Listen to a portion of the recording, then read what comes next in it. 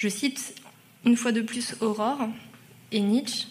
« Êtes-vous complice de la folie actuelle des nations qui ne pensent qu'à produire le plus possible et à s'enrichir le plus possible ? Votre tâche serait de leur présenter l'addition négative.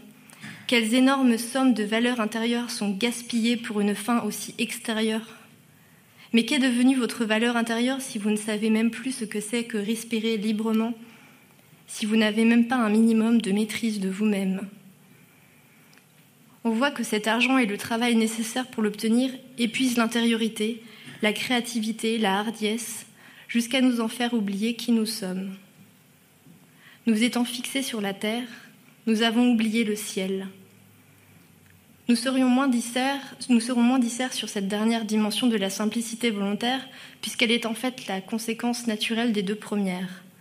Le temps libéré par le travail saisonnier libère du temps pour la lecture, l'étude et l'écriture.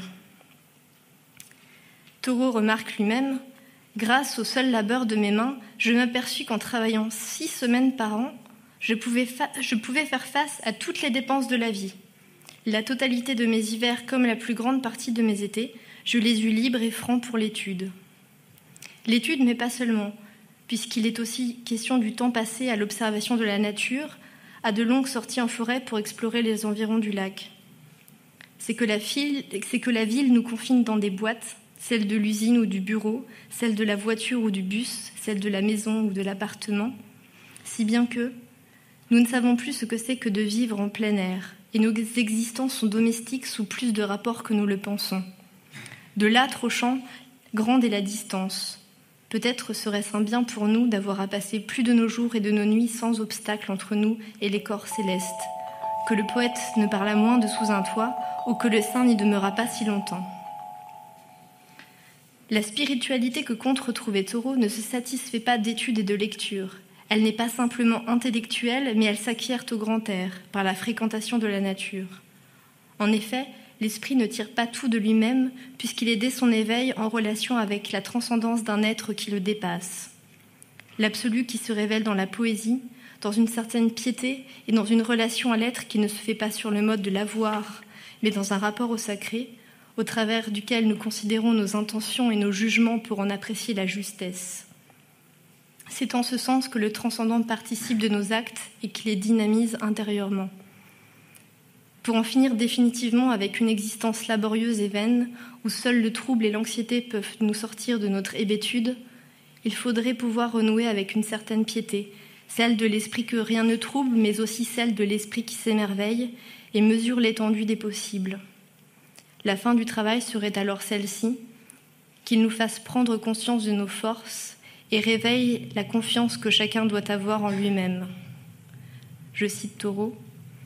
En un mot, je suis convaincue, par la foi et par l'expérience, que s'entretenir ici-bas n'est point une peine, mais un passe-temps, si nous voulons vivre avec simplicité et sagesse. Il n'est pas nécessaire pour l'homme de gagner sa vie à la sueur de son front.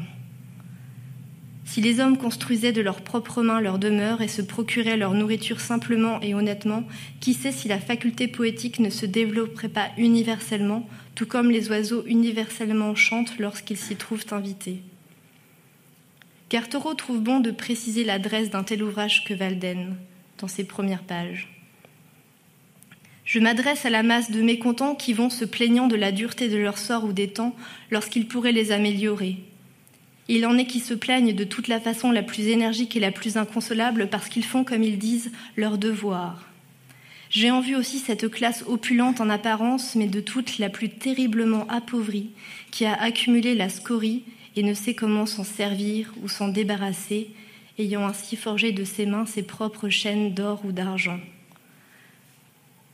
Du fond de sa forêt, c'est donc d'une certaine façon en pensant à nous que Thoreau écrit Walden, car la simplicité volontaire serait bien la voie à emprunter pour connaître la liberté et nous pénétrer enfin d'un peu de lumière.